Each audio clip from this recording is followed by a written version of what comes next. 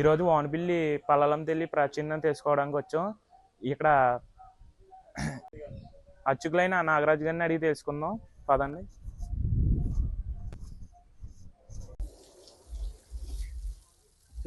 గురుగారు, పూర్వం 3 నెలలు చేసుకునేవారు అంట కదా ఊళ్ళో జనవంతర జాతర, దీని గురించి చెప్పండి. ఈ అమ్మవారి యొక్క తీర్థ మహోత్సవం ఎలాగంటే, అమ్మవారిని చైత్ర శుద్ధ సోమవారం అమ్మవారి ఊళ్ళో గ్రామోత్సవం తీసుకెళ్తారనమాట. అలాగే వైశాఖ మాసం పౌర్ణమి మంగళవారం తీర్థ మహోత్సవం అవుతుందన్నమాట. అయితే ఈ తీర్థ మహోత్సవం అమ్మవారి గ్రామోత్సవంలో నెలలో గ్రామోత్సవం జరిగిన పిదప మంగళవారం నాడు ఈ అమ్మవారు అసలు గుడికి వస్తారనమాట. పల్లెల అమ్మవారి గుడికి ఇచ్చేసి అత్తారింటికి ఇచ్చేసి ఒడిగట్టు కట్టుకుని ఇచ్చేస్తారనమాట. ఇక్కడికి ఇచ్చేసిన తదుపరి అమ్మవారి నుంచి తీర్థ మహోత్సవం అనమాట, గుడికి వచ్చిన తదుపరి నుంచి.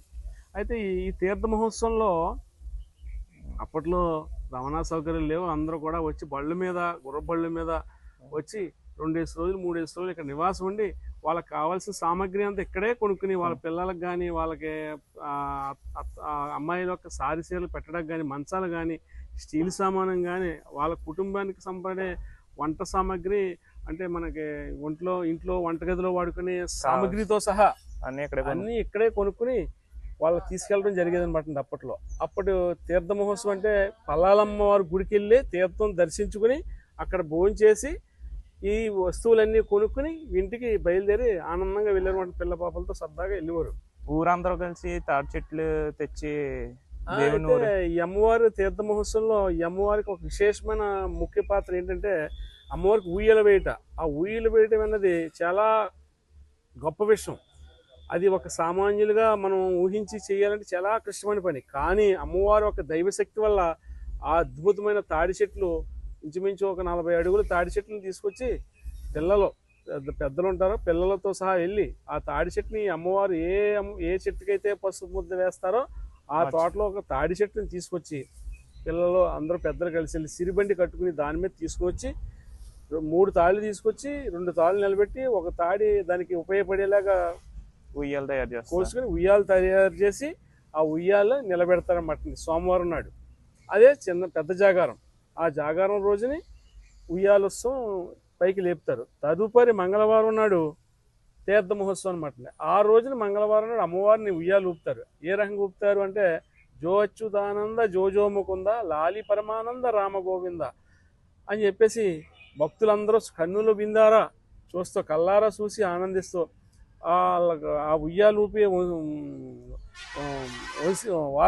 వారసత్వంగా ఉన్న వాళ్ళు వచ్చి ఆ ఉయ్యాలు ఊపడం, ఆ ఊపిన దాన్ని భక్తులు చూడడం, తిలకించడం, ఆకాశమంతటి ఉయ్యాలేసి ఆకాశమంతటి ఎత్తుడికి ఊపుతూ ఆనందం చేసి అమ్మవారిని ఉత్సాహభరితంగా అమ్మవారిని అత్తారింటికి సాగనంపారు. అయితే శ్రీ వానపల్లి పల్లాలమ్మ అమ్మవారికి ఆలయానికి వచ్చే భక్తులందరూ కూడా కొంతమంది సంతానం లేని వారు, కళ్యాణం కావాల్సిన వారు, అలాగే ఉద్యోగం, అలాగే గృహం, అలాగే ఏ సమస్య ఎలా ఉన్నా ఈ ఆలయానికి వచ్చి మొక్కుకుంటారు అనమాట. దాని విషయం ఎలాగంటే, దీన్ని పంచప్రదక్షిణ నోము అని చెప్పేసి ఒక నోము ఉందన్నమాట. ఈ పంచప్రదక్షిణ నోము వివరం ఎలాగంటే, మానవ శరీరం పంచభూతాల మీద ఆధారపడి ఉంది. గాలి, నీరు, భూమి, ఆకాశం, అగ్ని. ఈ 5 పంచభూతాలు సకల చరాసృష్టికి అతీతమైనటువంటి ప్రకృతి మాంబ అయినది అమ్మ శ్రీ పల్లాలమ్మ. కావున బ్రహ్మ విష్ణు శివాత్మకి అతీతమే ఆమె. కావున ఈ సృష్టికి జగన్మాత అయినటువంటి ప్రకృతి స్వరూపిణి శ్రీ పల్లాలమ్మవారి పంచప్రదక్షిణ నోము ఎవరైతే మనసారా త్రికరణ శుద్ధిగా పాటిస్తారో వాళ్ళకి వాళ్ళ కోరిక నెరవేరుతుందని చెప్పేసి ఇక్కడ ఒక గొప్ప గట్టి నమ్మకంతో ఇక్కడ చేస్తారనమాట.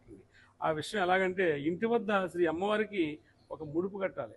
అది ఏ విధంగానంటే, ఒక పసుపు క్లాత్ తీసుకుని దానికి బొట్టు పెట్టి, సంతానం కావాల్సిన వారికి సంతాన విధంగా, సౌభాగ్యం కావాల్సిన వారికి సౌభాగ్య విధంగా, అలాగే విద్య కావాల్సిన విద్య, కళ్యాణం కావాల్సిన కళ్యాణం, ఆ విధంగా ఏమైతే ఉందో దాని విధంగా ఇక్కడ ఈ అమ్మవారి ఆలయంలో చెప్తారు.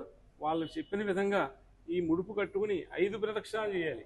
ఈ 5 ప్రదక్షిణాలు ఏ విధంగానంటే, ఒక 5 పమ్మిదలతో నేతి ఒత్తుల దీపం పెట్టుకుని ఆ నేతి ఒత్తుల దీపంతో తేనె నివేదన పెట్టి మీ పల్లెం ఈ యొక్క 5 ప్రమిదలు పల్లెంతో పట్టుకుని శ్రీ అమ్మవారికి పంచప్రదక్షిణ నోమని 5 ప్రదక్షిణాలు చేసి అమ్మవారికి హారతి చూపించి, అమ్మా తల్లి జగన్మాత, మరి నా గృహలక్ష్మి అటువంటి గృహలక్ష్మి, మా గ్రామదేవత గ్రామదేవత, అదేవిధంగా పల్లాలమ్మ గ్రామదేవత, అని చెప్పేసి మొక్కుకుని నాకు ఎటువంటి ఆటంకం కలగకుండా ఏ దోషము లేకుండా నా ఈ కోరిక నెరవేరాలి సుమా, మరి కాబట్టి నా కోరిక నెరవేరాలని చెప్పేసి అమ్మవారి మీద పూర్తి నమ్మకంతో మొక్కుకుని వెళ్ళిన వారు కూడా ఉన్నారండి. అదేవిధంగా వెళ్ళటం వల్ల సంతానం కలిగిన వాళ్ళు తీసుకొచ్చి ఇక్కడ ఆ పిల్లలకి పల్లాలమ్మ, పల్లయ్య, పల్లవరాజు ఆ పాక్షరం మీద వచ్చే ఏ పేరైనా సరే ఇక్కడ పెట్టుకుని అమ్మవారిని వేడుకుంటూ కూడా జరుగుతుంది.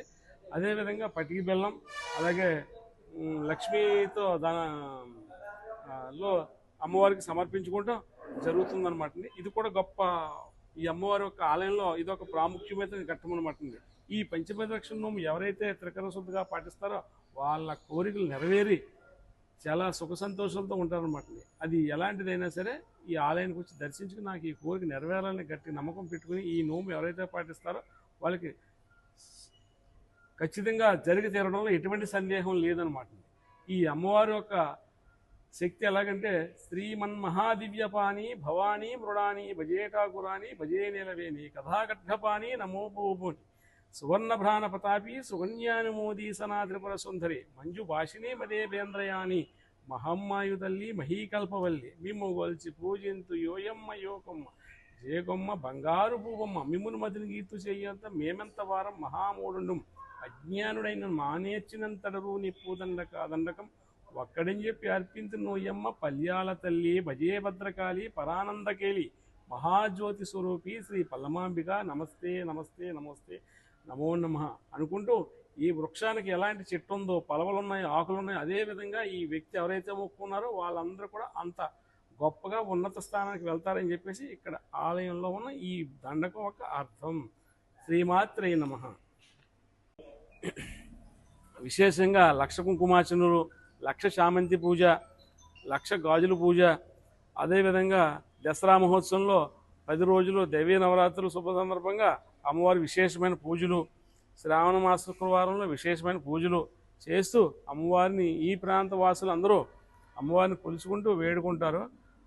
అదేవిధంగా ఈ ఆలయానికి అభివృద్ధి పరంగా మరి మద్దింశెట్టి ఆదినారాయణ చైర్మన్ గారు కూడా ఎంతో కృషి చేసి ఈ ఆలయానికి అభివృద్ధి పథంలో ముందుండి నడిపించడం జరుగుతుంది.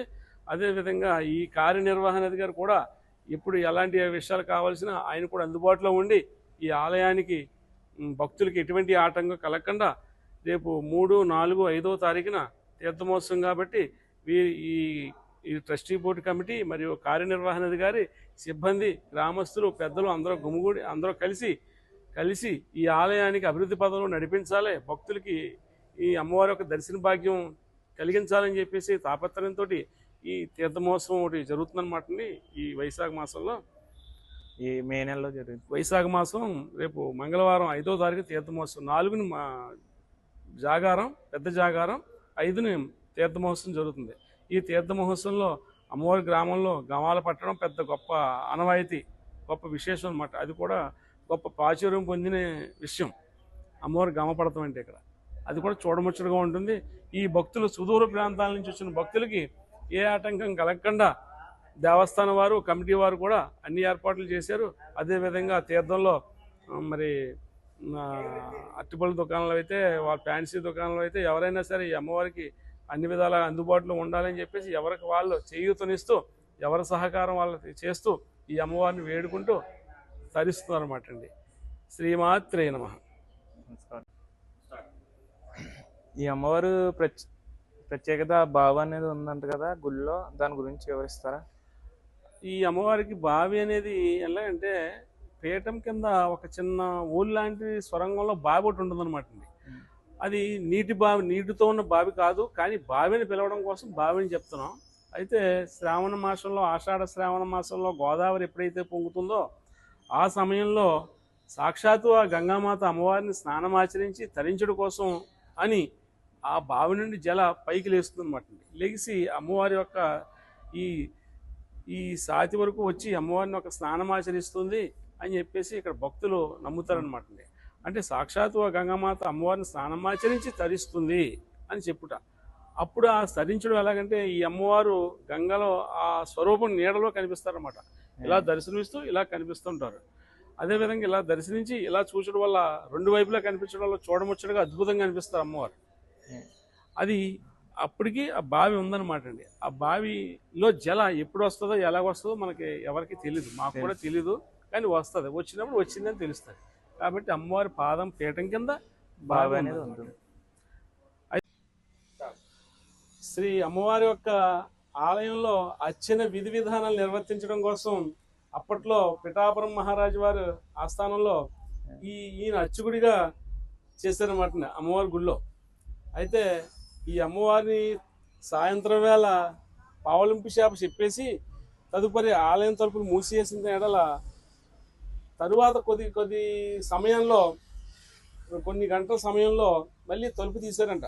ఎందుచేతనో పన్నుండి తీసేటప్పటికి అమ్మవారి యొక్క శక్తి స్వరూపాలను చూసి ఈ అర్చక స్వామి ఆ అమ్మవారి యొక్క స్వరూపాలని అందరూ 101 అక్క చెల్లెల స్వరూపాలను అందరినీ చూసి ఆయన ప్రాణం విడిచాడనమాట తట్టుకోలేక. ఎప్పుడైతే తట్టుకోలేక ప్రాణం విడిచాడో అప్పుడు అమ్మవారి చేత భక్తులు ఇక్కడ అమ్మవారి యొక్క ఈ అర్చక స్వామి యొక్క సమాధి ఇక్కడ స్థాపించడం జరిగిందనమాట అప్పట్లో.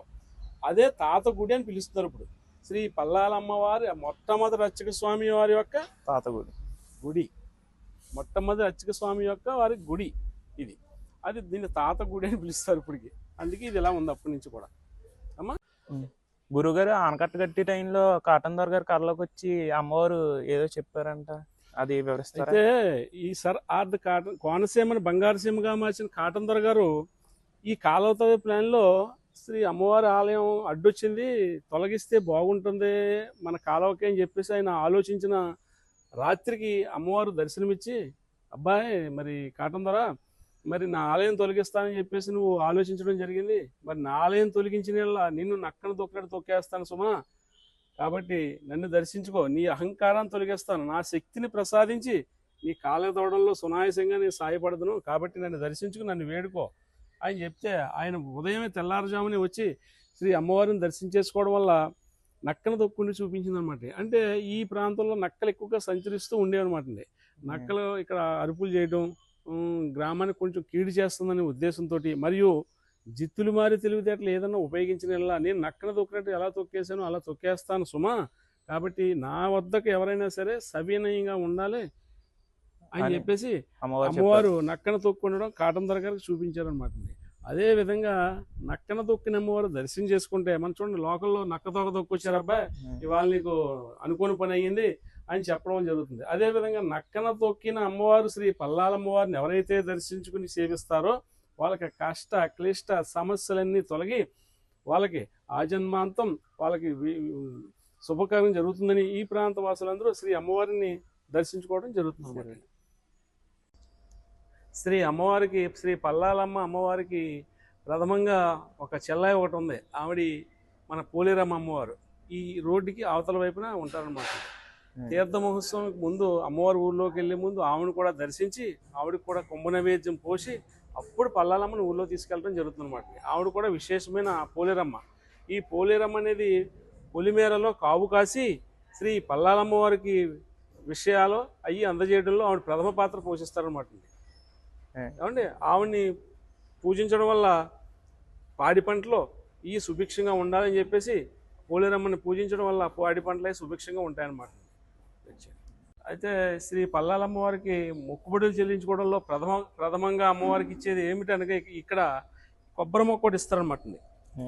ఈ కొబ్బరి మొక్క సంతానం లేని వారికి సంతానం కలగాలని చెప్పేసి ఈ కొబ్బరి మొక్క ఇవ్వడం వల్ల వంశవృద్ధి జరగాలని, తత్సంతాన ఫలం జరగాలని చెప్పేసి ఈ నారికేల ఫలముని ఈ వృక్షముని అమ్మవారికి సమర్పించి వేడుకుంటారు అనమాట. ఇది పూర్వం నుంచి అమ్మవారు ఎప్పుడైతే ఆవిర్భించారో అప్పటి నుంచి కూడా ఈ కొబ్బరి మొక్క ఇవ్వడం ఇక్కడ ఆనవాయితీ అనమాట అండి. అదేవిధంగా కొబ్బరి మొక్క, చీర, జాకెట్, సలిమిడి, పానకం, వడపప్పుతో ఇచ్చి మాకు ఈ కుటుంబంలో సంతానం కలగాలి, వంశం అభివృద్ధి జరగాలి అని చెప్పేసి మొక్కుకుని వెళ్తారనమాట. అదేవిధంగా జరిగిన తర్వాత పిల్లలతో పాపలతో వచ్చి ఈ అమ్మవారిని దర్శించి వేడుకుంటారనమాట. ఈ అలాగే శ్రీ అమ్మవారికి ముద్దుల తమ్ముడు అక్కడ పోతురాజు ఒకళ్ళు ఉన్నారనమాట. ఆ తమ్ముడు మన క్షణముక్తేశ్వర దర్శనార్థమై ముక్తేశ్వరం వెళ్ళి వచ్చి దారి మార్గమున సూర్యోదయం కావడం వల్ల ఆయన రోడ్డు మధ్యలో నిలిచిపోయాడు అనమాట. ఆయన్ని పోతురాజుగా అక్కడ పిలువబడుతున్నారు. ఆయనకు కూడా అమ్మవారు ఊర్లోకి వెళ్ళే ముందు ఆయనకు కూడా మరి కుంభ నైవేద్యం సమర్పించి ముద్దుల తమ్ముడైన శ్రీ పోతురాజు వారికి కుంభ నైవేద్యాలు సమర్పించి ధూపదీప నైవేద్యాలు ఇచ్చి ఆయన కూడా సేవించి మనకి ఈ అమ్మవారిని గ్రామోత్సవం చేయడం జరుగుతుంది అన్నమాట. ఈ చెట్టుకి పేరు లేదన్నారు కదా, దీని గురించి వివరిస్తారా కొంచెం? శ్రీమాత్రే నమః. ఈ ఈ ఈ వృక్షము పేరు లేని వృక్షము అని చెప్తారనమాట అండి. అయితే అప్పటి వన సమూహంలో ఉన్న సీతమ్మవారు వన సమూహంలో ఉన్న ఒక పేరు లేని వృక్షం అంటండి. అప్పటి నుంచి ఈ వృక్షం ఇలాగే ఉంటుంది. ఎన్ని తుఫాన్లు వచ్చినా ఎన్ని గాలి వాళ్ళు వచ్చినా ఇది చెక్కు చెదరకుండా ఇలాగే ఉందన్నమాట అండి. దానికి పేరు లేదు, ఎవరికి పేరు లేని వృక్షంగా దీని పేరు తెలియపరుస్తున్నారు అనమాట. దీని పేరే పేరు లేని వృక్షం. అయితే ఈ వృక్షాన్ని అప్పటి వృక్షంగా చూస్తూ ఈవిడికి కూడా అమ్మవారి పేరుని చెప్పి సంతానం లేని వారు, కళ్యాణం కావాల్సిన వారు వివిధ కారణాల వల్ల మొక్కుకుని ఇక్కడ ముడుపులు ఈ చెట్టుకి కడటం వల్ల ఈ చెట్టుకి పురాతనమైన ప్రసిద్ధి ఇప్పటికీ ఉందన్నమాట. అయితే ఈ అమ్మవారికి సూత్రాలు మొక్కుంటారు అనమాట ఎక్కువగా. సర్వమంగళ మాంగళ్యే శివే సర్వార్థ సాధికే శరణ్యే త్ర్యంబికే దేవి నారాయణ నమోస్తుతే. ఈ అమ్మవారుకి ఏ కుటుంబంలో ఎలాంటి సమస్య ఉన్నానో నన్ను శరణ వేడండి, నేను చూస్తాను సుమా అని చెప్పేసి మంగళసూత్రాలే ఒంటి నిండా అలంకరించుకుని భక్తులకు దర్శనమిస్తారనమాట. అయితే దానివల్ల ఏమవుతుందంటే కళ్యాణం కావాల్సిన కళ్యాణం, సంతానం వాళ్ళ కుటుంబ సమస్యలు ఏమైనా ఈ అమ్మవారికి సూత్రాలు మొక్కుకుని అమ్మవారికి సమర్పించుకుని అమ్మవారిని వేడుకుంటూ ఈ ప్రాంతవాసులందరూ మొక్కుకోవడం జరుగుతుందన్నమాట. శ్రీ అమ్మవారికి మధుపరకం అంటే చాలా ప్రీతికరం అన్నమాట. ఈ అమ్మవారికి మధుపరకం అంటే మన కళ్యాణంలో వధూవరులకు ఏ విధంగా అయితే మధుపరకాలు ఇస్తారో అదేవిధంగా ఈ అమ్మవారికి ప్రతిరోజు నిత్యము మధుపరక అలంకరణతో నిత్య కళ్యాణికారిగా ఉండాలని చెప్పేసి శ్రీ అమ్మవారికి మధుపరక అలంకరణ జరుగుతుందన్నమాట అండి. ఈ మధుపరక అలంకరణ చేయడం వల్ల శుభప్రదం, ఎప్పుడూ నిత్య కళ్యాణంగా పచ్చతోరణంగా విరాజిల్లాలని చెప్పేసి ఈ గ్రామం జరగాలని చెప్పేసి శ్రీ అమ్మవారు ఈ వానపల్లి గ్రామంలో వెలిసిన కారణంగా నిత్యం కూడా నిత్య పెళ్లి కూతురులో మధుపరకంతో ఉంటారనమాట ఈ అమ్మవారు. ఈ పల్లాల అమ్మవారిని శ్రీమాత్రే నమః నమస్కరించుకుంటూ ముమ్మారు ప్రదక్షిణ చేస్తూ భక్తులు దర్శించుకుంటూ ఈ ప్రాంతంలో అమ్మవారిని దర్శించుకుంటూ సలివిడి పానకాలు ఇచ్చి మొక్కుతూ ఉంటారన్నమాట. అయితే ఈ అమ్మవారు ప్రకృతి నుండి ఆవిర్భవించిన అమ్మవారు కనుక పండ్లు పువ్వులు అంటే శ్రీ అమ్మవారికి చాలా ఇష్టం అనమాట. ఈ పండ్లు పువ్వులు ఈ అమ్మవారికి సమర్పించడం, ఏ తోటలో ముందుగా ఏ పండు ఫలం ఫలించినా ఈ అమ్మవారికి సమర్పిస్తూ ఉంటారు ఇక్కడ భక్తులు. అదేవిధంగా ఈ సీతమ్మవారు ప్రతిష్ఠింది కాబట్టి ఫలాలమ్మ అని నామధేయం జరిగింది. ఫలితాన్ని ఇచ్చే అమ్మ ఫలాలమ్మ అని చెప్పేసి ఈ నామధేయం సార్థకమైందన్నమాట ఈ అమ్మవారికి. అదేవిధంగా ఈ అమ్మవారికి పిఠాపురం మహారాజు వారు ఈవిడికి దర్శనం చేసుకుంటాకు వచ్చి కొంత పండ్లు పూలు ఉండే భూమి కూడా ఈ అమ్మవారికి సమర్పించడం జరిగిందనమాట అండి. ఆ అమ్మవారికి ఆయన ఇవ్వడంలో ఈవిడికి భక్తులందరూ కూడా ఆ పండ్లు పూల నుంచే తీసుకొచ్చి ఈ అమ్మవారికి సమర్పించడం జరుగుతుంది అనమాట ఇప్పటికీ కూడా. దక్షిణ సరే అయితే మనం అమ్మవారి యొక్క ముందుగా ప్రార్థన చేసి మనం అమ్మవారి యొక్క స్థల పురాణం యొక్క వివరం మీకు తెలియపరుస్తానండి.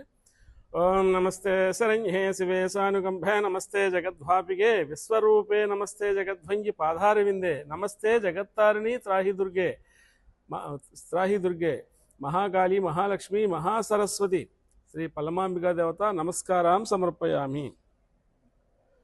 ఈ వానపల్లి గ్రామం ఫస్ట్ పూర్వం వాల్మీకి రామాయణ కాలం నాటిదనియు, ఆ వాల్మీకి రామాయణ కాలం నాటిలో అప్పటి వానరులు నివసించేవారని ఈ ప్రాంతం వానరపల్లి అని పిలువబడింది అనమాట. అప్పట్లో కాలక్రమేణా ఏమైందంటే వానపల్లిగా పేరు మారిందనమాట అండి.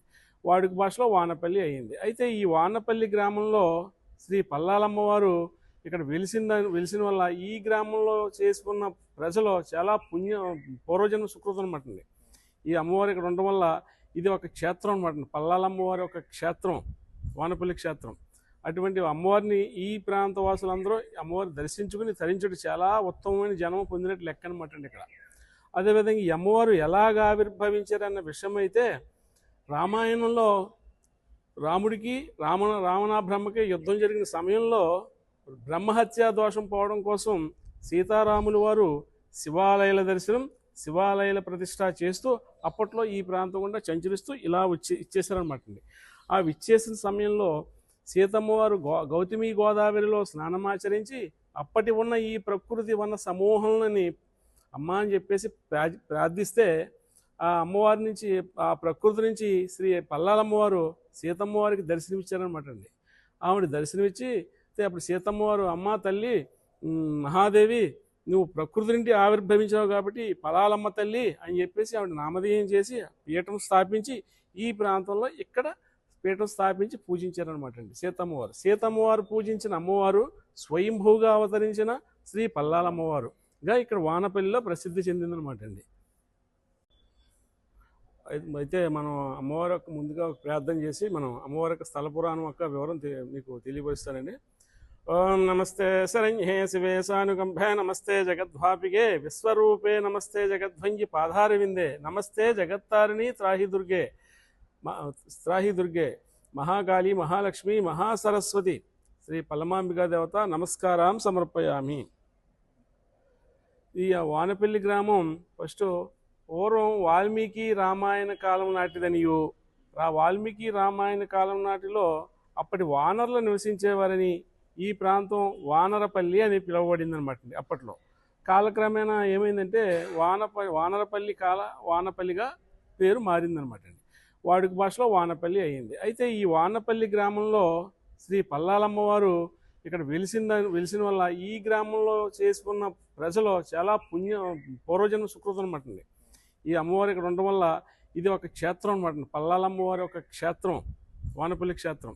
అటువంటి అమ్మవారిని ఈ ప్రాంత వాసులందరూ అమ్మవారిని దర్శించుకుని తరించడం చాలా ఉత్తమమైన జనం పొందినట్టు లెక్క అనమాట అండి ఇక్కడ.